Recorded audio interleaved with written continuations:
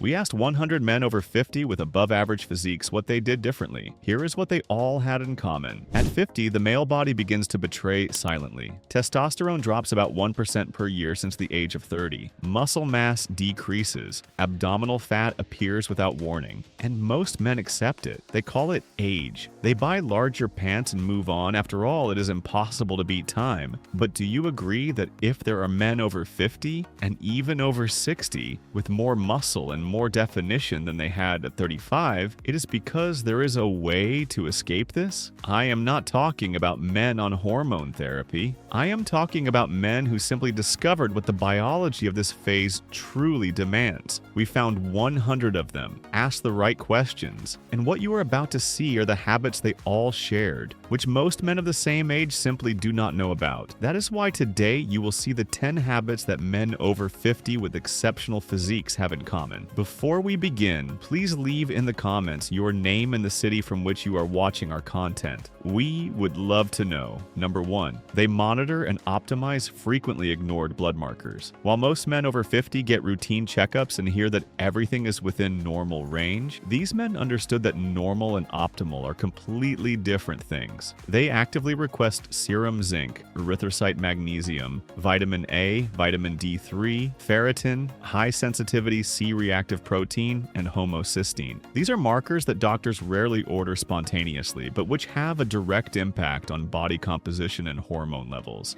Zinc, for example, is an indispensable cofactor for testosterone synthesis. A study published in the journal Nutrition demonstrated that men with zinc deficiency had serum testosterone up to 74% lower than men with adequate levels, and that supplementation reversed this condition in just 8 weeks. Erythrocyte magnesium, which is measured inside red blood cells rather than in serum, acts directly on deep sleep quality and insulin sensitivity, two factors that decisively govern body composition in mature men. Vitamin A is frequently overlooked, but is essential for the production of Leydig cells in the testes, the same cells responsible for endogenous testosterone production. Vitamin D3, which a large portion of men have at insufficient levels, even in tropical countries like Brazil, functions more like a hormone than a vitamin, directly influencing the expression of genes linked to muscle metabolism and immune response. Elevated homocysteine, finally, is a silent marker of vascular inflammation that accelerates tissue aging and compromises post-workout muscle recovery. These men do not wait to feel symptoms. They measure, correct, and monitor because they know that silent decline begins long before you notice any external signs. Number 2, they never train to failure. Training to failure is one of the most deeply rooted myths in fitness culture, and for men over 50, it carries a hormonal cost that few can recover from. When a man in this age group pushes a set to complete muscular collapse, cortisol spikes beyond the productive range and remains elevated for hours, directly suppressing testosterone and compromising muscle protein synthesis before the next training session even arrives. Think of it this way: cortisol elevated by a workout that went too far is like leaving the faucet open on the same day you are filling the tank. It accomplishes nothing. A study published in the Journal of Strength and Conditioning Research compared groups of men over 55 training to failure versus stopping with 2 to 3 repetitions in reserve. The group that preserved repetitions showed equivalent or superior hypertrophy with dramatically lower cortisol elevations. The mechanism is simpler than it seems. The stimulus for muscle growth is triggered long before concentric failure, but the hormonal damage only appears at that extreme limit. This means you can leave repetitions on the table and still grow. In fact, it is precisely this that allows you to train with frequency, consistency, and quality over weeks and months, without accumulating the systemic fatigue that erases hard-earned gains. These men leave their workouts feeling they could have done more, and it is exactly that feeling that keeps them progressing when others stagnate or get injured. Number 3, they focus on gut health. The gut is the most underestimated organ when it comes to male body composition over 50, and it is also where much much of the decline begins without the man even noticing. The intestinal mucosa is responsible for the absorption of all the nutrients that build muscle: protein, zinc, magnesium, fat-soluble vitamins. A gut with increased permeability, what medicine calls leaky gut, not only reduces this absorption but releases bacterial fragments into the bloodstream that activate a chronic low-grade inflammatory response. And it is precisely this type of inflammation that degrades muscle, raises basal cortisol, and interferes with testosterone receptors, preventing the hormone from doing its job even when levels appear reasonable on lab tests. Have you ever wondered why some men eat well, train correctly, and simply cannot progress? Much of the time, the bottleneck is in the gut. These men consume fermentable fiber daily, not industrialized supplements, but foods like onion, garlic, slightly green banana, oats, and asparagus, which feed the butyrate-producing bacteria, a short-chain fatty acid that seals the intestinal mucosa and reduces permeability. They also include real fermented foods, such as kefir, sauerkraut, and kimchi, as sources of microbial diversity. The protein you consume needs to reach the muscle fiber to be used in synthesis. If the gut does not absorb efficiently, it does not matter how much you consume or the quality of the source. A functional gut means real protein absorption, and real protein absorption means hypertrophy that actually happens. Number 4, they know how to respect the body and include deload periods. Most men over 50 who train seriously have a dangerous blind spot. They believe that more is always better, and that rest is a sign of weakness or laziness. The result is accumulated neuromuscular fatigue that they interpret as a results plateau, when in reality, it is the central nervous system asking for a breath. A deload is not a lazy week. It is an intentional reduction of volume and intensity, typically by 40 to 50%, that allows the adaptations generated by training to consolidate into real muscle tissue. A study published in the Journal of Human Kinetics followed mature men on training protocols with and without programmed deload weeks, and the group that included unloading periods showed significantly superior strength and muscle mass gains at the end of 16 weeks. The mechanism lies in the principle of supercompensation. Muscle does not grow during training, it grows during recovery, and a deload week every 4 to 6 weeks creates the hormonal and tissue environment for this supercompensation to occur at maximum scale. Practitioners who respect this cycle typically return from a deload week stronger than they were before entering it, which completely breaks the intuition that resting puts you behind. Training is the stimulus. Rest is where the result exists. These men program rest with the same seriousness with which they program training, and this mindset alone is responsible for much of what sets them apart from others. Number 5, they abandoned traditional cardio and replaced it with loaded carries. Traditional cardio on a treadmill or stationary bike has a health reputation that does not survive an honest biological analysis for men over 50. When performed at moderate to high continuous volume, this type of cardio elevates cortisol in a sustained manner and activates what physiology calls the interference effect. The body in a prolonged aerobic state prioritizes endurance adaptations and actively compromises muscle protein synthesis. The result is that lean but volumeless physique, without definition, without presence. An hour on the treadmill every day and the mirror shows, well, not much. Loaded carries, such as the farmer carry, the suitcase carry, and the overhead carry, produce a completely different stimulus. You pick up genuinely heavy weights and walk. The posterior chain works continuously, the core stabilizes isometrically without spinal compression, and grip strength, which studies published in the British Medical Journal point to as one of the most robust predictors of longevity in men, is trained with every step. The cardiovascular system is intensely challenged, but without the catabolic burden of traditional cardio. The result is a workout that conditions the heart, preserves muscle, develops the trapezius and upper back that build the V-shaped physique, and still respects the hormonal biology of a mature man. These men did not give up cardiovascular health. They simply found a way to develop it without destroying what strength training builds. Before we continue, do not forget to subscribe to the channel and activate the notification bell. Having constant access to science-based information is what will make you progress with health over the long term in the world of exercise. Number 6, they breathe exclusively through the nose during during training. It sounds like a limitation. In practice, it is a physiological advantage that most men waste completely. The nasal cavities are the only structures in the human body that produce nitric oxide in significant quantities during breathing. Nitric oxide is a vasodilator that opens the muscular capillaries, increases oxygen delivery to active fibers, and reduces heart rate for any given level of effort. A study from the International Journal of Kinesiology and Sports Science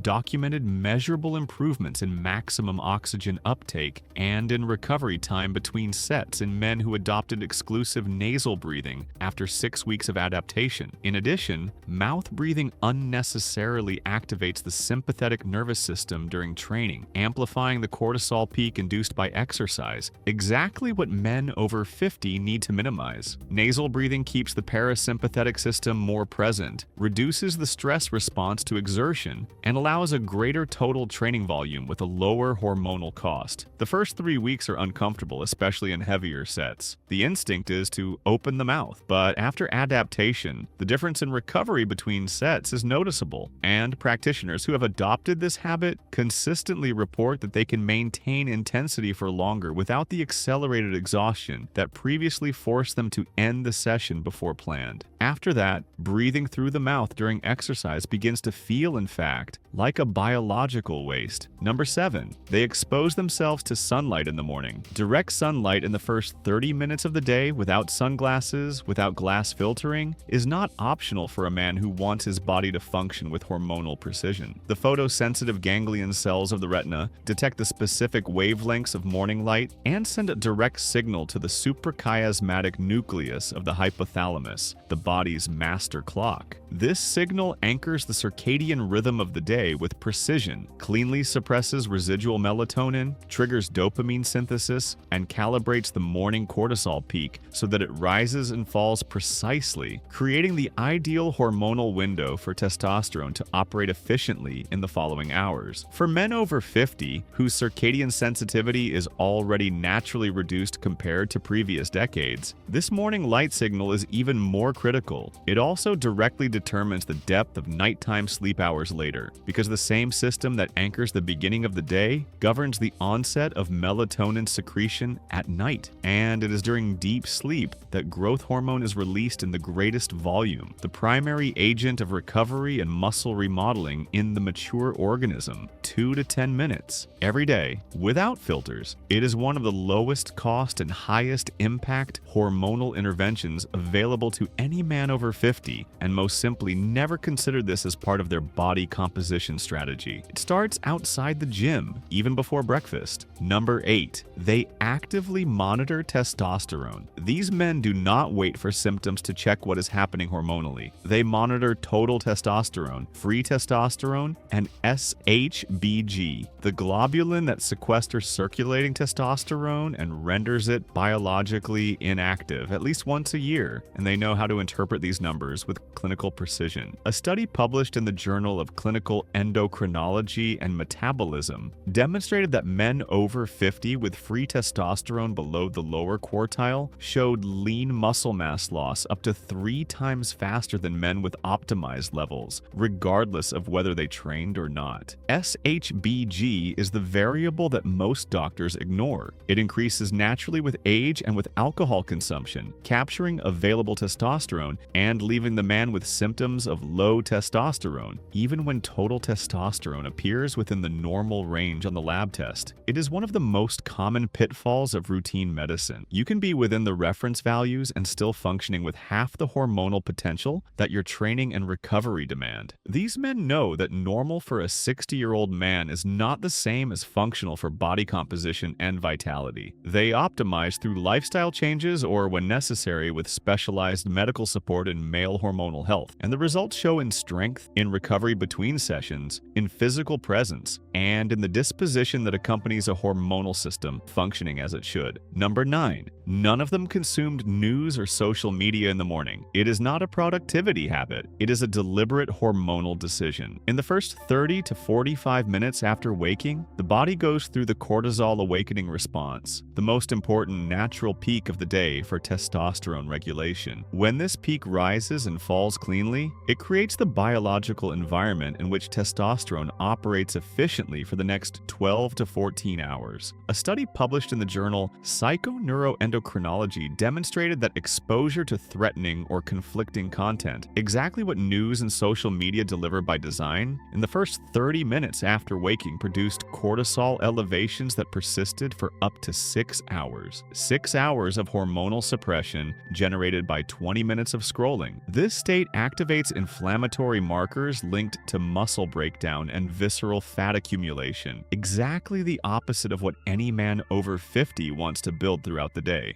These men are not uninformed. They consume news and social media later in the day when the hormonal window has already closed and biology is no longer vulnerable to this type of stimulus. The decision to protect the morning is not spiritual or philosophical, it is physiological. And when you understand the mechanism behind it, putting the phone down for the first 45 minutes of the day stops feeling like hard discipline and becomes simply an obvious choice. The morning belongs to the body. Number 10. They use creatine. Creatine carries a mistaken reputation as a supplement for young people seeking quick volume. Men over 50 who use it do so for a completely different and far more fundamental reason: preservation. With aging, intramuscular phosphocreatine stores deplete more quickly and recover more slowly between sets, directly reducing the ability to generate force and maintain training volume. This process accelerates sarcopenia, the progressive loss of muscle mass that begins to become clinically relevant exactly in this age range and which, without intervention, advances silently for years. 5 grams of creatine monohydrate daily combat this mechanism directly, saturating muscle reserves and allowing greater force production, more repetitions per set, and more efficient recovery between sessions. It is the most studied supplement in the history of sports nutrition, with decades of accumulated evidence and an impeccable safety profile for healthy individuals. But the benefit that most surprises those unfamiliar with the literature is completely outside the gym. Studies published in neuroscience and biobehavioral reviews documented that creatine significantly improves working memory, processing speed, and overall cognitive function in mature men. The brain also uses phosphocreatine as an energy reserve during moments of high cognitive demand, and supplementation benefits the system in the same way it benefits muscle